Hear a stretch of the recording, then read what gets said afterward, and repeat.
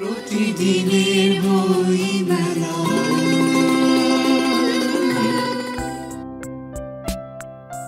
মেলায় দেখা হয়ে গেল প্রকাশক মাশফিকুল্লাহ তন্ময়ের সাথে। তিনি এবারে তাদের প্রকাশনা থেকে প্রকাশিত বইগুলো নিয়ে কথা বললেন। আমাদের প্রকাশনা স্টুডেন্ট ওয়েস্ট, তো এটা যাত্রা 1950 সালে আমার দাদার হাত ধরে। তো আমি এখন থার্ড জেনারেশন ব্যবসা পরিচালনা করছি। দাদার পর আমার বাবা দেখেছেন, তো আমি এখন দেখছি।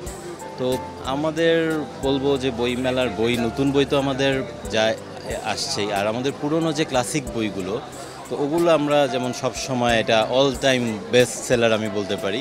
যেমন মুক্তিযুদ্ধের বই যদি বলি, রাইফেল রটিয়ারর, এটা মুক্তিযুদ্ধের প্রথম উপন্যাস, এটা আমাদের বেস্ট সেলার। তারপর বিলেতে 750 দিন ক্লাসিক বই, তো এই ধরনের। তারপর আহমদ সফর বইগুলো।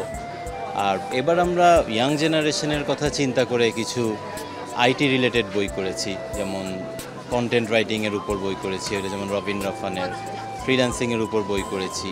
আর এআই এর উপর একটা আমাদের বই আসছে, যেটা নাকি এখন মাইক্রোসফটের যে এমডি বাংলাদেশের, ওনার লেখা। তো আর গল্প, উপন্যাস, কবিতা, মানে সব ধরনের পাঠকের কথা চিন্তা করেই আমরা বই করি, যেন কোনো পাঠক আসলে যে সব ওনার যেটা চাওয়া সব ধরনের বই আমাদের এখানে পেয়ে যায়।